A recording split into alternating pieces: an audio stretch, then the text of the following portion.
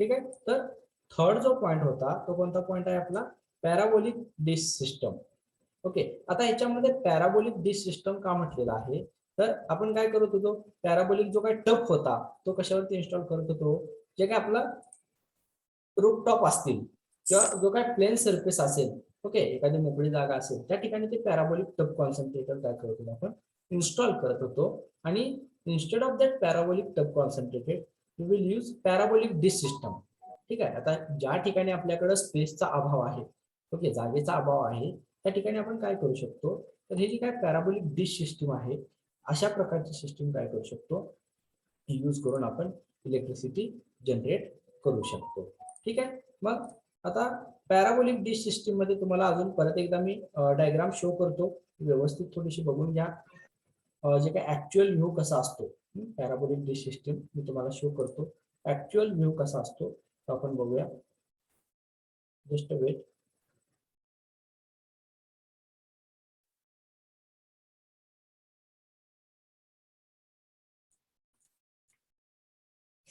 ठीक आहे.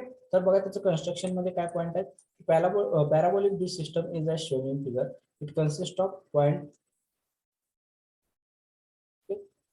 point focus collector which is parabolic shaped, is in the form of dish that reflects solar radiation to receiver mounted at the focal point of the reflector. Focal point is nothing but the central axis. जो काय receiver आहे तो काय केलेला आहे, central axis वरती mount केलेलं आहे आणि इथून जे काय सनरेज रिफ्लेक्ट होणार आहे ते काय करणार, ते डायरेक्टली रिसीवर कडे किंवा ऍब्झॉर्बर कडे जाणार. Reflector track the sunrays into axis. Reflector जो हा जो काय रिफ्लेक्टर आहे तो दोन ऍक्सिसला काय करतोय, ते सनरेज आहेत ते ऍब्झॉर्ब करतोय किंवा ट्रॅक करतोय. आणि ते ट्रॅक झालेले जे काय सनरेज आहेत ते काय करतोय, रिफ्लेक्ट करतोय आणि टू वेनी काय करतोय, ह्या हा जो काय आपल्याला दाखवलेला जो काय रिसीवर आहे, ऍब्झॉर्बर आहे, त्याच्याकडे पाठवतो. नेक्स्ट पॉइंट काय, it has modular collector and receiver unit. This type of collector construction allows to achieve highest concentration ratio. म्हणजे हे जे काय कॉन्सन्ट्रेशन होणार आहे, सोलार रेडिएशन जे काय कॉन्सन्ट्रेट होणार आहे त्याचा जो काय रेशो आहे त्याच्यामध्ये हायेस्ट आहे. कारण तुम्ही डायग्राम बघितली असेल, त्याला टू ऍक्सिस आहे, जो सेंट्रल ऍक्सिस तर असणार आहे आणि साईडला जे काही ऍक्सिस असणार आहे तिकडून पण काय होणार आहे, जे काही सन रेज आहे ते रिफ्लेक्ट होणार आहे आणि त्याच्यामुळे त्याची जी काही कॉन्सन्ट्रेशन पॉवर आहे किंवा कॉन्सन्ट्रेशन रेशो आहे तो कसा असणार आहे, हाय असणार आहे. ठीक आहे. समजते कन्स्ट्रक्शन सर्वांना?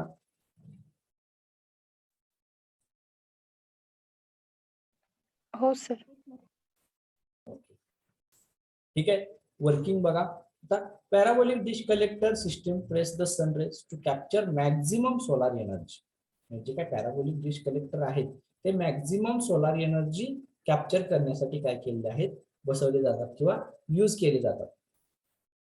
The solar radiation are focus at the point which receiver is placed. म्हणजे जे काय सोलार रेडिएशन आहे रिफ्लेक्ट झालेले ते कुणाकडे पॉइंट केले जातात किंवा कुणाकडे फोकस केले जातात, जो आपण त्याच्यावरती रिसीवर किंवा जो ऍब्झॉर्बर बसवलेला आहे त्याच्याकडे काय केले जातात, पॉइंट आउट केले जातात, जेणेकरून तो रिसीवर तो absorber maximum amount of sunrays absorb करेल आणि maximum amount of heat gets collected. Okay. आणि ती जी काही कलेक्ट झालेली हीट आहे ती आपण कशासाठी वापरतोय, तर इलेक्ट्रिसिटी जनरेशनसाठी. मग ती कशी हो, तर त्या हीटचा वापर करून परत अगेन तेच आहे, जे काय वॉटर असेल त्या वॉटरला स्टीम मध्ये कन्वर्ट करायचं, त्या स्टीमचा यूज करून स्टीम टर्बाईन रोटेट करायचं. स्टीम टर्बाईन रोटेट झाल्यानंतर त्याच्यासोबत असणारा जो काय अल्टरनेटर असणार आहे कपल केलेला, तो काय होणार आहे, रोटेट होणार आहे आणि त्या पद्धतीने त्या ठिकाणी जी काय इलेक्ट्रिसिटी आहे ती काय केली जाणार आहे, जनरेट केली जाणार. समजले सर्वांना? हा जो काही डिश कलेक्टर कसा आहे किंवा पॅराबोलिक डिश सिस्टीम कशी आहे? हो सर. याच्यामध्ये कोणाला काही अडचण आहे का किंवा समजलं नाही असं काही पॉइंट आहे का?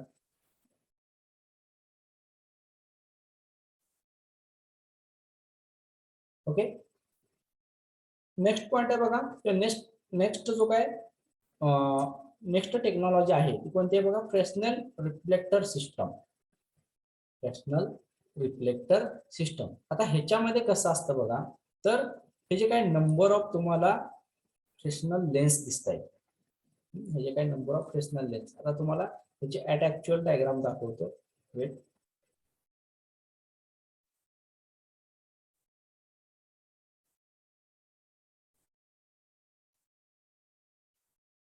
बघा, दिसते सर्वांना डायग्राम?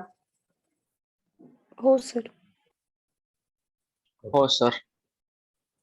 ओके. तर बघा या ठिकाणी तुम्हाला कसं दिसतंय हो? तर हे जे काय रूफ टॉप असणार आहे, की ज्या ठिकाणी आपण काय केलंय, ते काय solar plate, number of solar plate काय केलेले आहेत, इन्स्टॉल केलेले किंवा फिक्सअप केले. ठीक आहे. आणि त्याच्याच फोकल ऍक्सिसला किंवा सेंट्रल ऍक्सिस म्हणतो आपण, त्या सेंट्रल ऍक्सिसला काय केलेलं आहे, एक ऍब्झॉर्बर ट्यूब बसवले. जसं की तुम्हाला पॅराबॉलिक टब कॉन्सन्ट्रेटर बघितलेलं आहे आपण. ओके. सिमिलर लाईक दॅट इथं काय केलेलं आहे, फक्त पॅराबॉलिक टब कॉन्सन्ट्रेटर मध्ये काय होतं, तर जे काही नंबर ऑफ काय म्हणतो आपण त्याला प्लेट असतात, ते पॅरलली कनेक्ट असतात आणि त्याचा शेप कसा असतो, पॅराबोलिक असतो. पण इथं ज्या काय प्लेट असणार आहेत, त्या प्लेट कशा येतो, तर तुम्हाला नंबर ऑफ फ्लॅट प्लेट बघायला भेटतील. We will also use the parabolic plate, no problem. इथं कोणत्याही प्रकारची प्लेट जरी यूज केली तर काय होणार आहे, चालणार आहे. पण नंबर ऑफ ज्या काय प्लेट आहेत त्या एका पर्टिक्युलर और एक जे काय रिक्वायर्ड काय म्हणतो आपण फॅब्रिकेशन असतं त्याच्यावरती काय केलेलं असतात, फिक्सअप केलेलं असतात. आणि त्या आता कधी या डायरेक्शन नसतील, कधी त्याच्या अपोजिट डायरेक्शन नसतील, आपल्याला काय करायचं आहे, दोन्ही साइडनी काय करायचे, रेज जे आहेत ते काय करायचे, एक ऍब्झॉर्ब केल्याच्या नंतर दोन्ही साइडनी काय करायचे, रिफ्लेक्ट करायचे to the this central tube or towards this central tube. मग ती काय करणार आहे, ट्यूब ऍब्झॉर्ब करणार आहे आणि त्या ठिकाणी परत सिमिलर जे काय असेल ती प्रोसेस. अजून तुम्हाला त्याची डायग्राम दाखवतो बघा. तर ऍट ऍक्च्युअल मध्ये कसा असतो प्लांट, ऍट ऍक्च्युअल मध्ये जर तुम्ही प्लांट बघायला गेला तर या पद्धतीचा प्लांट असतो. अजून एक सिंगल आपण बघूयात. ठीक आहे. तर बघा इथं तुम्हाला दिसतंय काय केलेले, नंबर ऑफ ज्या काय प्लेट आहेत काय केलेले आहेत, इन्स्टॉल केले आहेत एका फॅब्रिकेशन वरती आणि त्यालाच काय केलेलं आहे, सेंट्रली काय केलेले, ऍब्झॉर्बर ट्यूब काय केलेले, माउंट केलेले आहे. ठीक आहे. मग इथं याच्यामध्ये असणारे जे काही ट्रॅकिंग पॉइंट आहेत, जे की सनरेज ट्रॅक करतात, ते काय करणार आहेत, त्यांच्याकडे सनरेज ट्रॅक करणार आणि परत रिफ्लेक्ट करणार.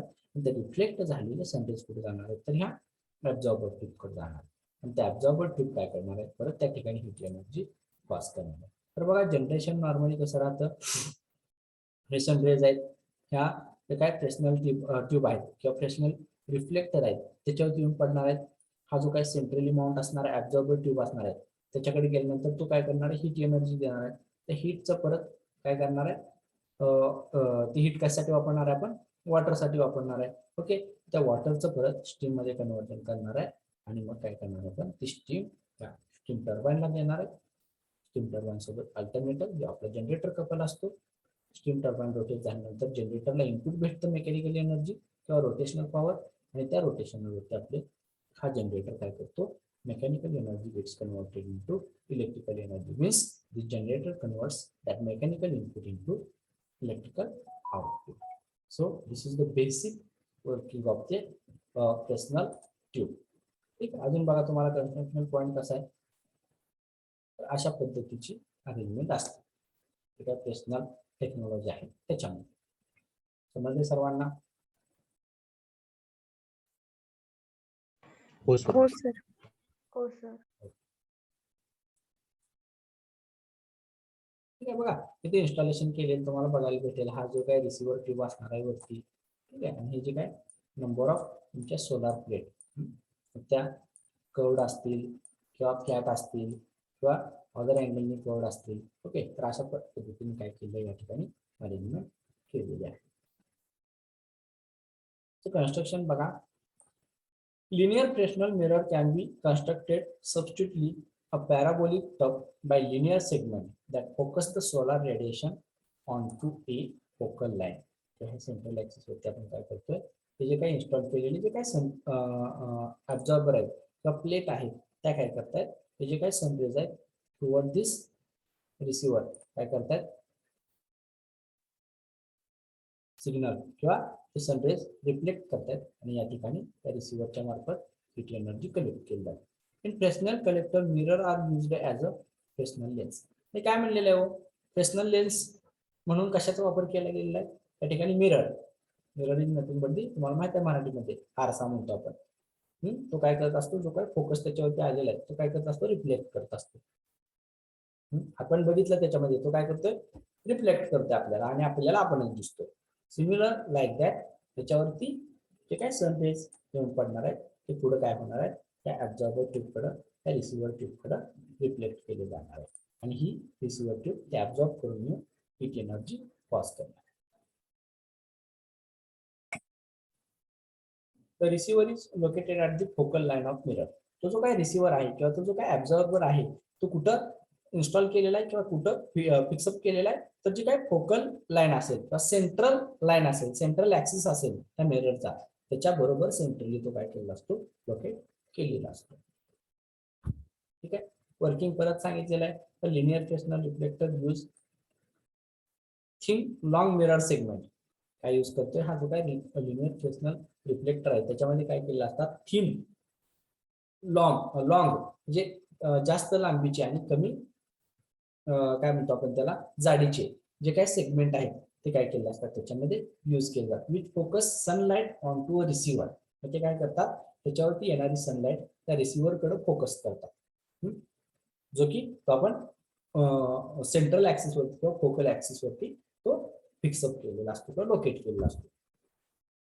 In receiver heat energy is created due to sun rays.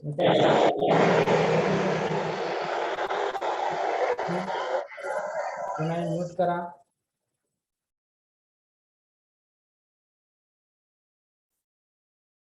Okay, ठीक आहे. तर त्या रिसिव्हर मध्ये जी काही हिट एनर्जी क्रिएट झालेली, कॉज झालेले due to the observation of the sunrays, ती हिट एनर्जी काय केली जाते, स्टीम जनरेशन साठी यूज केली जाते आणि त्या स्टीमच्या सहाय्यानं स्टीम टर्बाइन असेल किंवा coupled alternator with that steam turbine असेल, तो काय केला जातो, रोटेट केला जातो, ड्राईव्ह केला जातो आणि त्या ठिकाणी इलेक्ट्रिसिटी जनरेट केली जाते. समजले सर्वांना काय असतोय हा जो काय फ्रेस्नेल कलेक्टर किंवा फ्रेस्नेल रिफ्लेक्टर सिस्टम काय असते, समजले सर्वांना? हो सर. त्याच्यामध्ये कुणाला काय अडचण आहे?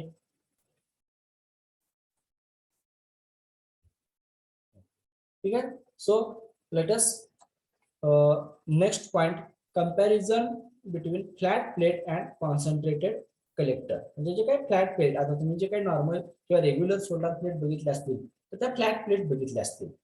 ठीक आहे. कॉन्सन्ट्रेटेड कलेक्टर कुठे मे बी बघितले असतील, मग ते पॅराबोलिक असतील, हेलिस्टिकल असतील. Okay, so these are the concentrate type और dish type. Okay, parabolic dish type असेल किंवा पॅराबोलिक टब टाइप असेल किंवा हेलिस्टॅट टाइप असेल. Okay, so these are the all concentrate collector. आता त्याला कॉन्सन्ट्रेट कलेक्टर का म्हटलेला असेल, तर तो काय करतोय, सनरेज कॅप्चर करतोय, कॉन्सन्ट्रेट करतोय, त्याच्यावरती लक्ष करतोय. थोडक्यात कॉन्सन्ट्रेट इज नथिंग बट दी लक्ष करणे. ओके, मग त्याच्यावरती लक्ष करून तो काय करतोय, रिफ्लेक्ट करतोय आणि त्या रिफ्लेक्ट झालेले जे काय रेज आहेत ते काय केले जातात, with the help of that receiver or absorber collect केले जातात आणि त्या ठिकाणी हिट एनर्जी पास केली जाते. That's why such types of collectors are called as concentrating collector. आणि फ्लॅट कलेक्टर म्हणजे काय असतात, तर असे प्लेन असतात. ठीक आहे, त्याच्यावरती पण सनरेज येत असतात, पण ते सनरेज काय केले जातात, डायरेक्टली अब्झॉर्ब करून त्याच्यामध्ये असणारे जे काही फोटोव्होल्टाइक सेल आहेत, काय म्हणतोय मी, त्याच्यामध्ये असणारे जे काही फोटोव्होल्टाइक सेल आहेत त्याच्यावरती काय केलं जातं, त्याच्या थ्रू हिट एनर्जी कलेक्ट केली जाते. कॉन्सन्ट्रेटेड काय करतायत, always reflect the sunrays towards the absorber और receiver. But flat plate collectors are collect the heat energy with the help of photovoltaic cell which is already installed in that flat plate. समजतंय का मी काय म्हणतोय? तर concentrated collector काय करत असतात, एक मिररची भूमिका बजावत असतात. मिरर म्हणजे काय, त्याच्यावरती जे काही येणार आहे ते रिफ्लेक्ट करणे किंवा टेंजेन्शियली पास करणे, त्याचं काम ते काय करत असतात, कॉन्सन्ट्रेटेड कलेक्टर करत असतात. बट जे काय फ्लॅट प्लेट कलेक्टर असतील आता तुम्ही जे काही नॉर्मल सोलार प्लेट बघितले असतील तर त्याचे कुठे आपण ऍब्झॉर्बर, कुठे रिसिव्हर वगैरे यूज केलेला आहे का हो? केलाय का कुठे रिसिव्हर किंवा ऍब्झॉर्बर यूज आपण? नाही.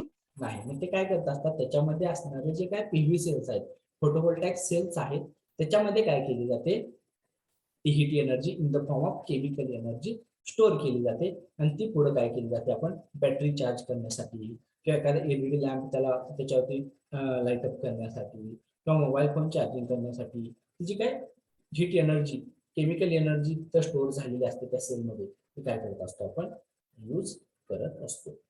समजतंय? So let us see difference one by one. Flat plate collector it receive more absorber area. ठीक आहे. ह्याच्यामध्ये जो काय ऍब्झॉर्बिंग एरिया आहे त्या प्लेटमध्ये तो मोर आहे, पण तेवढा इफेक्टिव्ह नसतो. ठीक आहे. Concentrate collector it receive smaller absorber area. काय म्हणजे काय, कॉन्सन्ट्रेट रिसिव्हर कसे स्मॉलर ऍब्झॉर्बर एरिया असतो. Efficiency is less and heat losses are more. एक मिनिट वेट करा फक्त.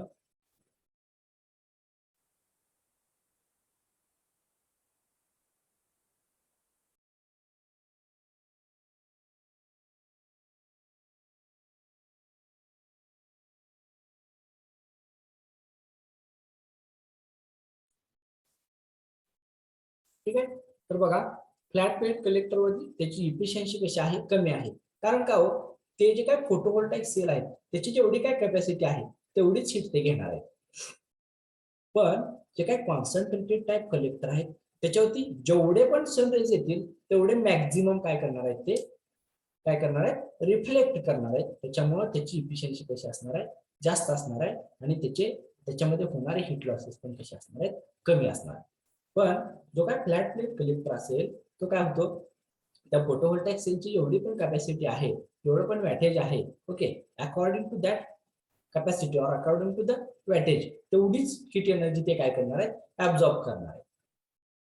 आणि रिमेनिंग जे काय त्याच्यावरती भलेही तुम्ही कडक उन्हात ठेवलं तर जे काय 10 वॅटची प्लेट असेल तर तेवढीच एनर्जी आपल्याला देणार आहे, जास्त देणार नाही.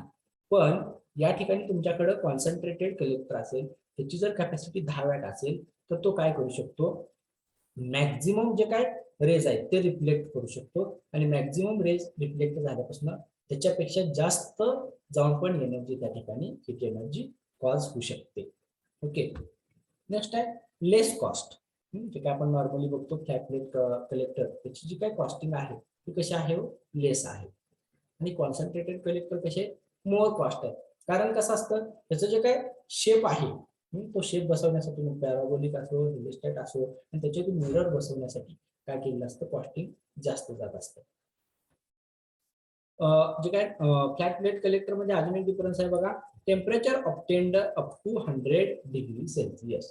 म्हणजे ह्याच्यामध्ये आपण कितीपर्यंत टेम्परेचरची जी काही हीट आहे ते ऑब्टेन करू शकतो, तर 100 degree Celsius or up to 100 degree Celsius, 0 to 100 degree Celsius. But in concentrated type collector, we will obtain temperature range up to 1000 degree Celsius. ठीक आहे. मग बघा, 100 डिग्री सेल्सिअसला लवकर वॉटरचं स्टीम मध्ये कन्व्हर्जन होईल का 1000 डिग्री सेल्सिअसला लवकर वॉटरचं स्टीम मध्ये कन्व्हर्जन होईल? 1000 ओके, 1000. Okay, good. ठीक आहे. तर 100 डिग्री सेल्सिअस ते 1000 डिग्री सेल्सिअस पेक्षा कधीही कमीच आहे. Okay. So the temperature obtained up to 100 degree Celsius in flat plate collector and temperature obtained up to 1000 degree Celsius in concentrated type collector. Next आहे बघा, heavy in weight and more space required. ठीक आहे. जे काय flat plate collector असतात ते कसे असतात, असे फ्लॅट आपल्याला माउंट करावं लागतात. ठीक आहे. त्याच्यासाठी जो काही रिक्वायर्ड एरिया आहे, रिक्वायर्ड स्पेस आहे तो पण काय लागणार आहे, जास्त लागणार आहे जर आपल्याला जास्त पॉवर जनरेशन करायचं असेल तर. पण हे जे काय कॉन्सन्ट्रेटेड टाइप कलेक्टर आहे त्याची जी काय वेट आहे ते कसं आहे, कमी असणार आहे as compare to such flat plate and space required also less. आता ह्याच्यामध्ये लेस स्पेस कसा लागतो, कोणी सांगू शकते का ह्याच्यामध्ये लेस स्पेस कसा लागतो, किंवा कुणाला काय वाटतं ह्याच्यामध्ये?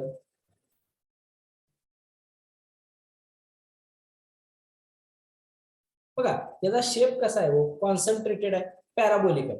आता मला सांगा, आपल्या घरामध्ये जो काही डिश अँटेना असतो, तो पण एक कलेक्टरचा आहे. तो काय करतोय, सिग्नल कलेक्ट करतोय. आपले जे काही चॅनल आपल्याला दिसण्यासाठी जे काही लागणारे सिग्नल आहेत, ओके, ते सिग्नल कलेक्ट करण्याचं काम आपला जो काय असणारा डिश अँटेना आहे किंवा त्याच्यामध्ये असणारा जो काय सिग्नल कलेक्टर आहे, रिसिव्हर आहे, तो करत असतो.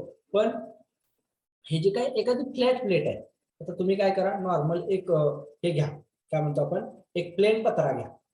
ठीक आहे, एक प्लेट असेल किंवा प्लेन पत्रा घ्या आणि त्याच्यावरती तुम्ही काय करा, तो जो काय रिसिव्हर आहे तो कसा तरी ऍडजस्ट करा, जसा डिश अँटेनावरती तुम्ही ऍडजस्ट केलाय.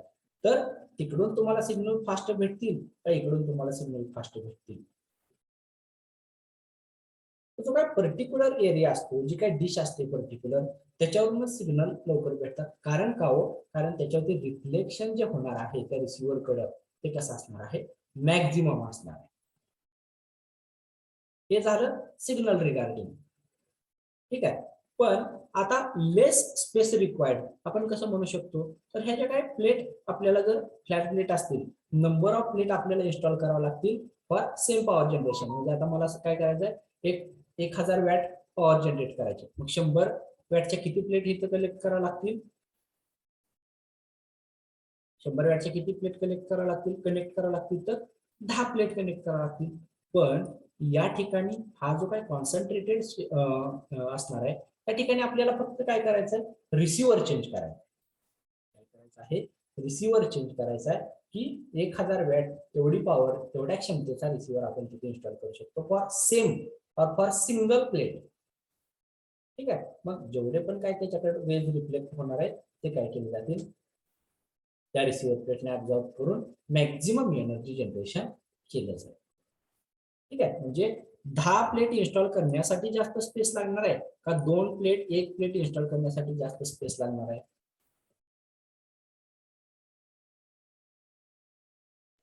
10 प्लेटसाठी. जास्त प्लेट. ओके. सो हे जे काय फ्लॅट प्लेट आहे त्याच्यासाठी मोर space required, for this concentrated type there is less space requirement. Next आहे लो मेंटेनन्स कॉस्ट. ठीक आहे. आता हा पॉईंट ह्याच्या फ्लॅट प्लेटच्या दृष्टीने बरोबर आहे. आता ह्याचा जो काय फ्लॅट प्लेट असतो त्याचा मेंटेनन्स काय असतो, तर नॉर्मली त्याच्यावरती जी काय धूळ वगैरे बसलेले, त्याच्यावरती जे काय वॉटर वगैरे वेपर जे काय बसलेले, ते फक्त क्लीन अप करून घेणं, एवढाच ह्याच्यामध्ये मेंटेनन्स आहे. पण ह्याच्यामध्ये मेंटेनन्स कॉस्ट हाय म्हणून सांगितलेलं कॉन्सन्ट्रेटेड आहे.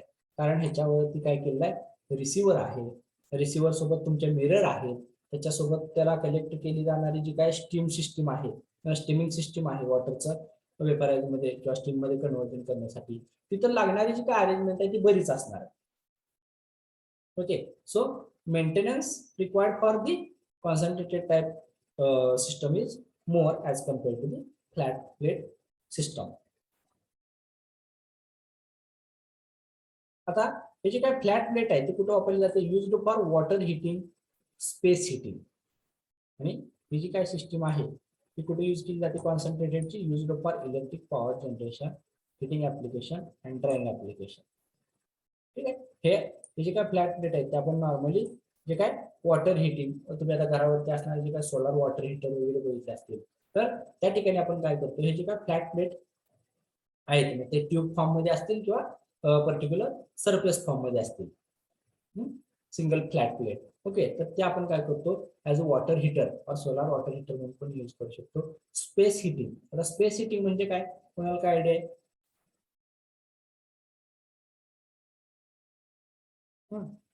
स्पेस हिटिंग म्हणजे काय, तर बघा एक असा एरिया आहे की ज्या ठिकाणी काय आहे, जास्त कूल आहे किंवा थंड जास्त आहे, पण आपल्याला तिथे काय करायचं, हीट प्रोव्हाइड करायची. आपल्याला काय करायचं, हीट प्रोव्हाइड करायचे. आपण काय करतो, त्या रूफ टॉप वरती काय करत असतो बघा, एक असे विंडोज तयार करतो आणि त्या विंडोज मध्ये काय करत असतो, एक फ्लॅट प्लेट जी काय आहे सोलारची ती बसवत असतो, जेणेकरून त्याने ऑब्झर्व केलेले रेज आहेत ते काय केले जाते, डायरेक्टली त्या रूम मध्ये सोडून दिले जातील आणि तिथला जो काही एरिया आहे तो काय केला जाईल, हीट केला जाईल.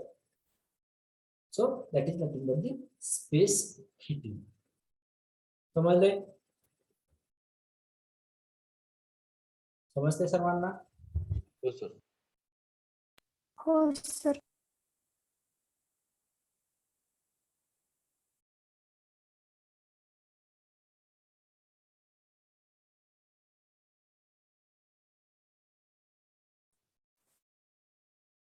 ओके, सो समजलं सर्वांना, डिफरन्स समजला.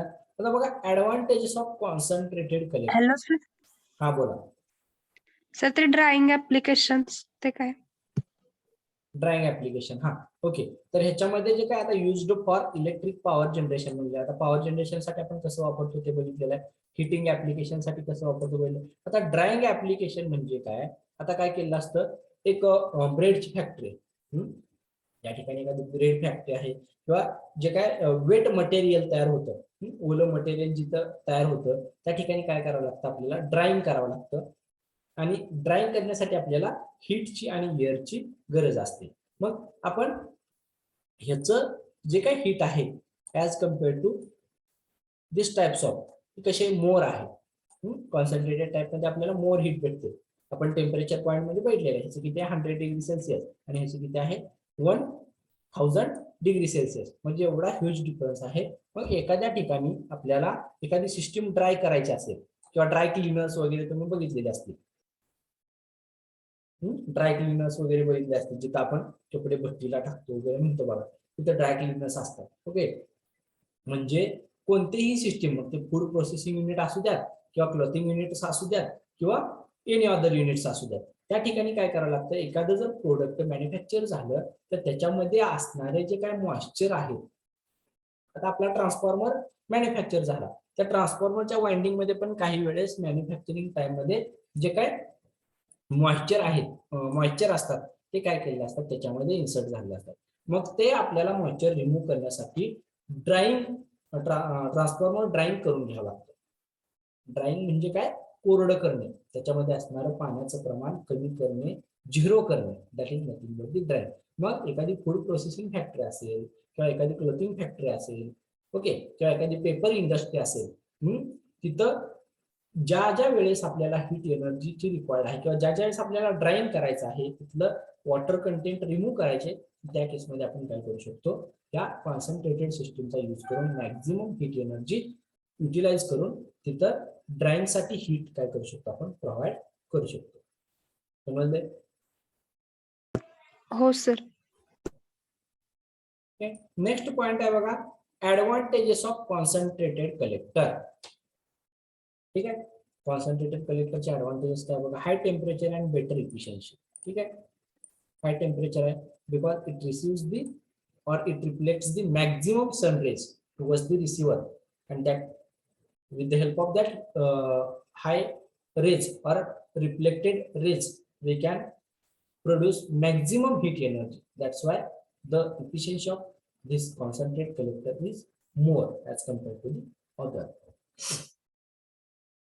नेक्स्ट काय, लेस हीट लॉसेस, म्हणजे त्याच्यामध्ये होणारे हीटचे काही लॉसेस आहेत ते कसे लेस आहेत, कारण रेज जे आहे ते काय होतात, डायरेक्टली फक्त रिसिव्हर कडे रिफ्लेक्ट होत आहेत, अदर आउटसाइड कडे रिफ्लेक्ट होत नाही, कारण त्याचा शेपच कसा आहे, पॅराबोलिक आहे. नेक्स्ट आहे बघा, इट कॅन स्टोअर, अजून एक ह्याचं बेस्ट एक्झाम्पल तुम्हाला देऊ शकतो. आता बघा आपल्याकडं पाणी जाण्यासाठी एखादा कॅनॉल आहे, तुम्ही त्या कॅनॉलनं पाणी फ्लो करा, तो एक पॅराबोलिक शेप आहे असं कन्सिडर करा, त्याच्या किंवा एक पाईप घ्या, कट सेक्शन पाईप घ्या, त्या पाईप मधून तुम्ही पाणी पास करा आणि एक सरफेस प्लेन आहे त्याच्यावरून तुम्ही वॉटर पास करा. मॅक्झिमम वॉटर जे आहे ते कशामधून पास केलं जाईल किंवा कशामधून जास्त वॉटर ट्रान्सफर केलं जाईल, पाईप मधून. ठीक आहे, त्याची काय कट सेक्शन पाईप असणार आहे त्याच्यामधून मॅक्झिमम वॉटर काय केलं जाईल, पास केलं जाईल. पण जो काय फ्लॅट सरफेस असतो तिथं काय होणार आहे, ते पाणी जे आहे ते एका पर्टिक्युलर डिरेक्शनला जाणार आहे का, नाही जाणार, ते काय होणार, त्याला जसा फ्लो भेटेल, जरी फ्लॅट असला तर ते काय होणार आहे, पसरणार आहे असं. Okay, so less heat losses in concentrated type, म्हणजे जसं त्या वॉटर त्या पाईप मधून कट सेक्शन पाईप मधून पाणी जात असताना तिथं जसे लॉसेस कमी होतात, त्याच पद्धतीनं इथं पडणारे सनरेज डायरेक्टली कलेक्ट करून ते रिफ्लेक्ट केले जातात, त्याच्यामुळं या ठिकाणी किंवा कॉन्सन्ट्रेट सिस्टीम मध्ये सुद्धा लॉसेस कमी होतात as compare to the flat system. Okay, clear आहे सर्वांना? हो सर. थर्ड ऍडव्हान्टेज आहे बघा, it can store heat at high temperature with the help of energy storage system. Okay, मग ह्या कॉन्सन्ट्रेटेड सिस्टीम मध्ये आपण काय करू शकतो, एनर्जी स्टोरेज सिस्टमचा यूज करून मॅक्झिमम अमाऊंट ऑफ किंवा मॅक्झिमम टेम्परेचरची हाय टेम्परेचरची हीट जी आहे ती काय करू शकतो, स्टोअर करून ठेवू शकतो. नेक्स्ट ऍप्लिकेशन काय, it can be used for power generation heating application. ठीक आहे, हे बघितलेलं आहे आपण. पॉवर जनरेशन साठी पण आपण जे काय कॉन्सन्ट्रेटेड टेक्नॉलॉजी यूज करू शकतो किंवा हिटिंग ऍप्लिकेशन साठी आपण यूज करू शकतो. नेक्स्ट आहे disadvantages of concentrated collector. High initial cost, म्हणजे कॉस्टिंग कशी असणार आहे, हाय इनिशियल कॉस्ट आहे. Next regular maintenance required. ठीक आहे, त्याच्यामध्ये डिफरंट कंपार्टमेंट किंवा डिफरंट पार्ट त्याच्यामध्ये इन्व्हॉल्व असल्या कारणानं या पार्टचा मेंटेनन्स झाला की दुसऱ्या पार्टचा मेंटेनन्स करावा लागतो, दुसऱ्या पार्टचा झाला की तिसऱ्या पार्टचा मेंटेनन्स करावा लागतो. Therefore regular maintenance services required for such concentrate collector. Next, it is necessary to have receiver with tracking system to track sun rays. ठीक आहे, त्याच्यामध्ये असणारा किंवा त्याच्यासाठी लागणारा जो काही रिसिव्हर आहे तर त्या रिसिव्हरची पण तेवढीच महत्वाची गरज ही कॉन्सन्ट्रेटेड सिस्टीम मध्ये आहे. तर तो तुम्ही रिसिव्हर बसवला नाही तर किती पण त्याच्यावरती सन रेज येऊ द्या, किती पण ते रिफ्लेक्ट होऊ द्या, किती पण अमाऊंट मध्ये त्या ठिकाणी आपल्याला हिट एनर्जी भेटणार नाही. So receiver with good tracking system. Good tracking system म्हणजे काय, की त्याच्याकडे येणारं सन रेज आहे ते काय केले पाहिजे, लगेच कॅप्चर केले पाहिजे. ट्रॅकिंग सिस्टम त्याची चांगली असायला पाहिजे, कारण त्याच्याकडे येणारे जे काही सन रेज आहेत ते ऍब्झॉर्ब केले पाहिजे, ट्रॅक केले पाहिजे आणि त्याच्यापासून maximum amount of heat energy त्या ठिकाणी प्रोड्यूस केली पाहिजे. So it is necessary to have receiver with tracking system to track sun rays. समजते सर्वांना? हो सर. त्याच्यामध्ये कोणाला काय अडचण आहे आतापर्यंत झाले?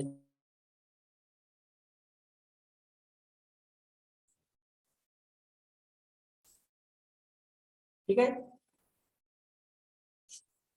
नेक्स्ट आहे बघा सोलार सेल और सोलार फोटोवोल्टाइक सिस्टम. हे काय तुम्हाला एक्स्ट्रा मध्ये आहे, आपला काही सिलेबस पॉईंट नाही, पण तुम्हाला इन ब्रीफ मी तुम्हाला थोडक्यात सांगतो.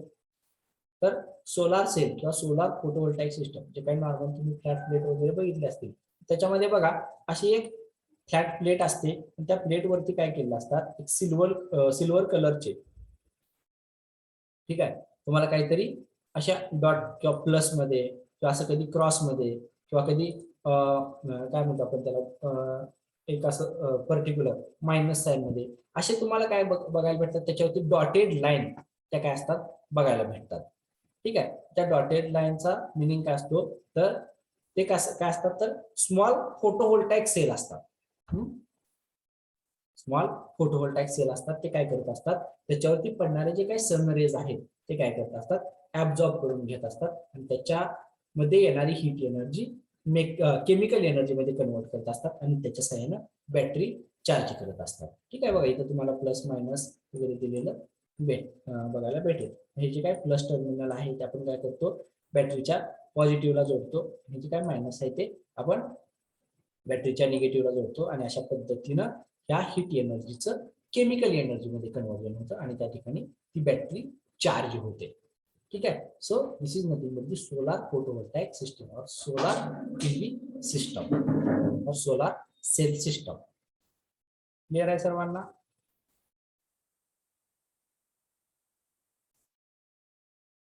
समजते सर्वांना? हो सर.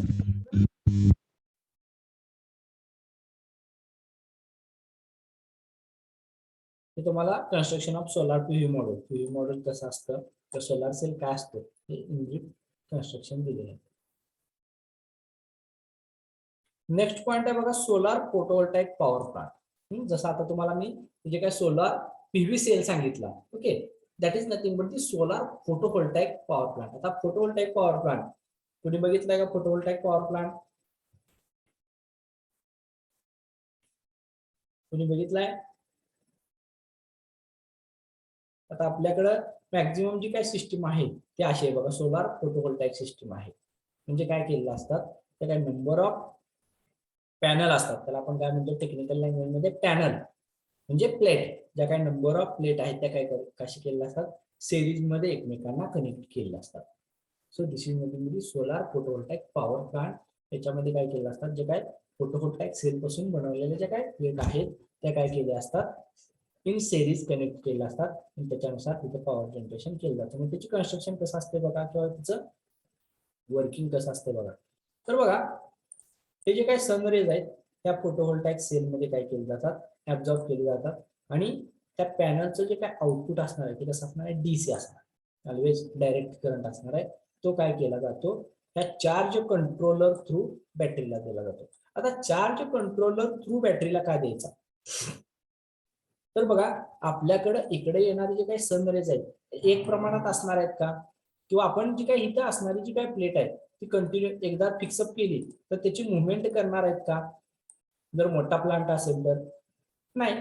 पण according to the change in time the number of sun rays coming from sun to this plate are changing. म्हणजे जसा टाइम चेंज होत जाईल, जसे म्हणजे आता सपोज सकाळच्या वेळेला सनराइज जास्त असतील, दुपारी त्याच्यापेक्षा जास्त असतील, आणि जसं आपले 4-5 वाजतील तसं सनराइज काय होतात, कमी होत जातात आणि त्याची डायरेक्शन पण चेंज झालेली असते. पण आपण प्रत्येक वेळेस इन्स्टॉल्ड सिस्टीमची डायरेक्शन चेंज करू शकतोय का? नाही. प्रत्येक वेळेस इन्स्टॉल सिस्टीमची डायरेक्शन चेंज करत नसतो. त्याच्यामुळे जरी ह्याच्यावरती कमी जास्त सनरेज झाले तर त्याचा इफेक्ट या डायरेक्टली बॅटरीवरती होत असतो, जर तुम्ही हा चार्ज कंट्रोलर यूज नाही केला तर.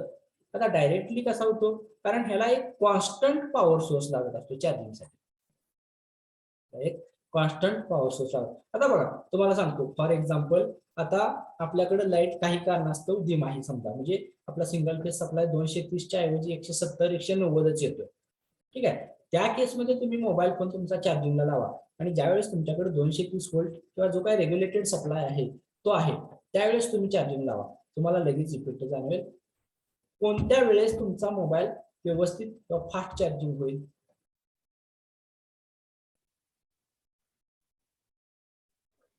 230 व्होल्टच्या वेळेस. ठीक आहे. ज्या वेळेस आपल्याकडे रेग्युलेटेड पॉवर सप्लाय असणार आहे त्यावेळेस आपला मोबाईल काय होणार आहे, प्रॉपर चार्ज होणार आहे आणि त्याचा डिस्चार्जिंगचा जो काही टायमिंग असणार आहे तो पण मोर असणार आहे. पण जर तुमचं कंटिन्युअस फ्लक्च्युएशन असेल, कंटिन्युअस लाईट तुमची व्हॅरी होत असेल, कमी जास्त होत असेल, तर त्या केसमध्ये तो जो काही मोबाईल फोन आहे तो इफिशियंटली किंवा प्रॉपरली चार्ज होणार नाही आणि त्याचा इफेक्ट डायरेक्टली कशावर होतो, तर त्या मोबाईल फोनच्या बॅटरीवरती ऍज वेल एज त्याच्या परफॉर्मन्सवरती. Okay, so to avoid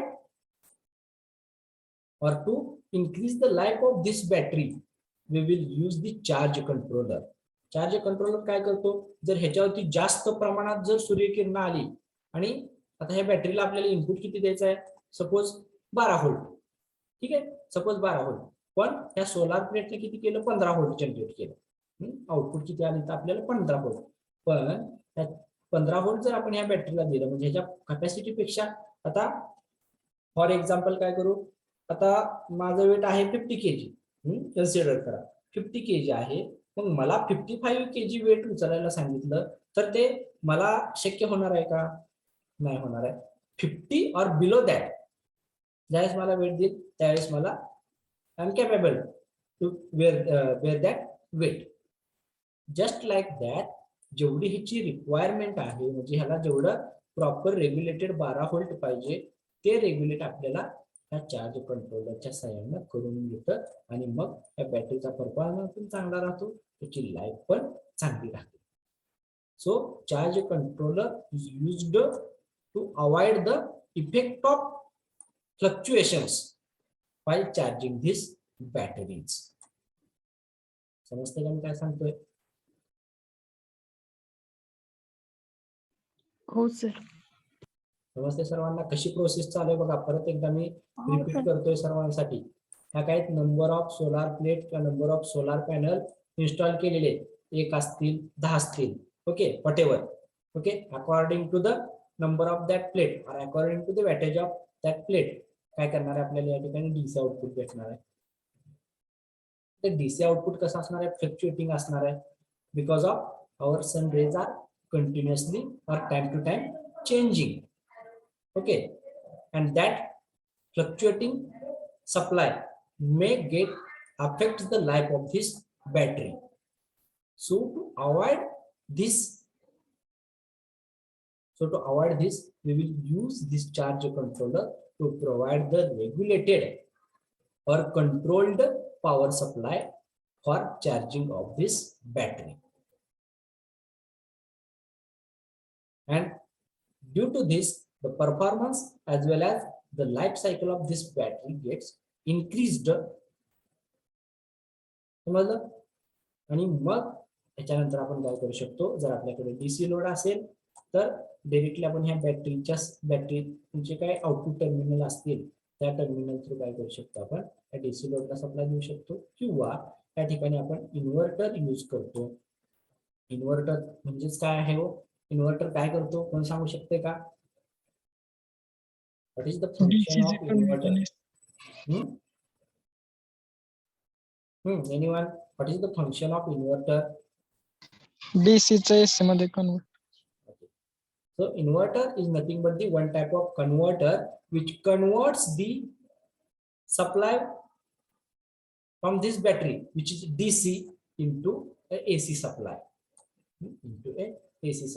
आता सपोज 12 व्होल्टची बॅटरी आहे, 12 व्होल्ट आपण सप्लाय काय केला, त्या इन्व्हर्टरला दिला, आपल्याला आउटपुट पण काय भेटणार आहे, 12 व्होल्ट डीसीचं 12 व्होल्ट एसी भेटलं. मग काय करणार आपण इथं 12/230 चा ट्रान्सफॉर्मर यूज करणार.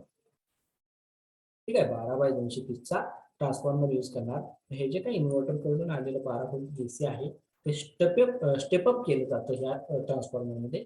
आणि मग आपल्याकडे असणारा जो काही एसी लोड आहे, आपल्याकडे असणारा फॅन असेल, ट्यूब असेल, ओके, किंवा any other AC devices, okay, त्याला काय करतो आपण, सप्लाय देतो आणि ती सिस्टीम ते इक्विपमेंट रन करतो. ठीक आहे. आता ह्याची जी काय कॅपॅसिटी आहे ती कशावर डिपेंड असणार आहे, तुमच्या बॅटरीची अँपियर आवर कॅपॅसिटी किती आहे. ठीक आहे, नॉर्मली इकडून येणारा आउटपुट किती असणार आहे, 12 ते 20 व्होल्ट असणार आहे. नॉर्मली आउटपुट किती असणार आहे, 12 ते 20 व्होल्ट असणार आहे. त्यानंतर हा चार्ज कंट्रोलर काय करणार आहे, फक्त 12 व्होल्ट काय करणार आहे, बॅटरीला देणार आहे, because it requires the 12 volt input for its charging. Okay, मग हे तुमची व्होल्ट किती असणार आहे, बॅटरी 12 व्होल्टचा असणार आहे, पण ते अँपियर आवर किती आहे, अँपियर आवर किती आहे त्याच्यावरती ह्याची चार्जिंग टाइम, डिस्चार्जिंग टाइम याचा डिपेंड असतो. आता नॉर्मली जर आपण घरामध्ये सोलार सिस्टीम इन्स्टॉल करत असू तर त्याची जे काय अँपियर आवर असतं ते 150 अँपियर आवर, 300 अँपियर आवर, 450 अँपियर आवर, म्हणजे जेवढे जास्त अँपियर आवर कॅपॅसिटी तेवढं जास्त काय होतं, तेवढं जास्त टाइम तो लोड जो आहे तो काय करतो, त्या सिस्टीम वरती रन होत असतो. क्लिअर आहे सर्वांना? हो सर. हो सर.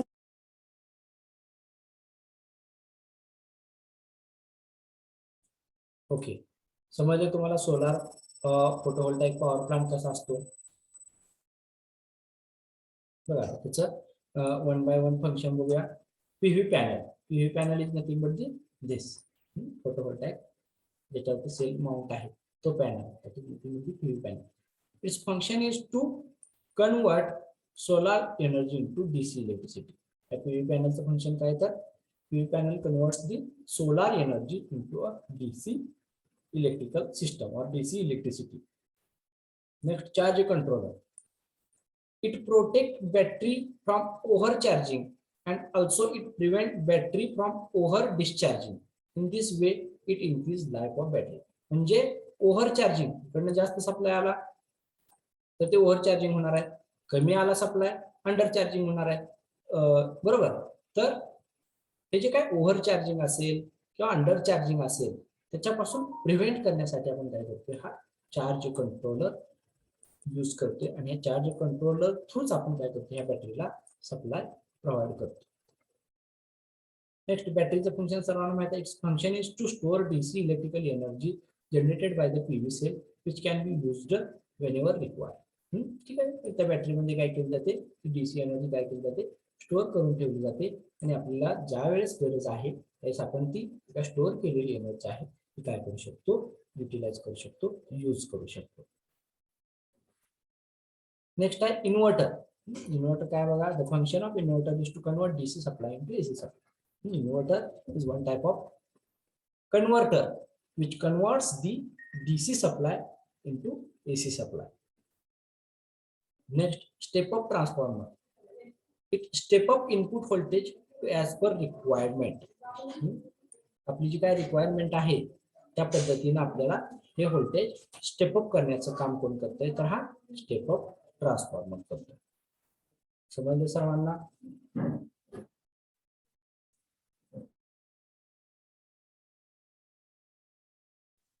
हो. समजते सर्वांना? कुणाला काय अडचण आहे याच्यामध्ये?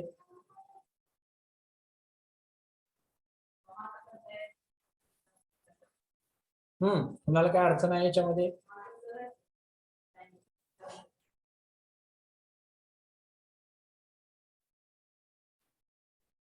सोलार टेक्नॉलॉजी सर्वांना समजलेत का?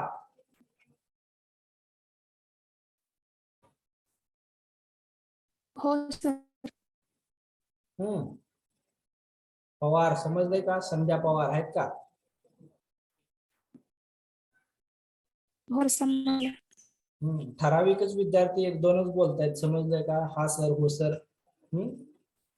थोडस बाकीच्यांनी पण कधीतरी, रोज नाही दिलं, रोज देणारे आहेत ठीक आहे, कधीतरी बाकीच्यांनी पण द्यावं आन्सर. समजलंय नाही समजलंय?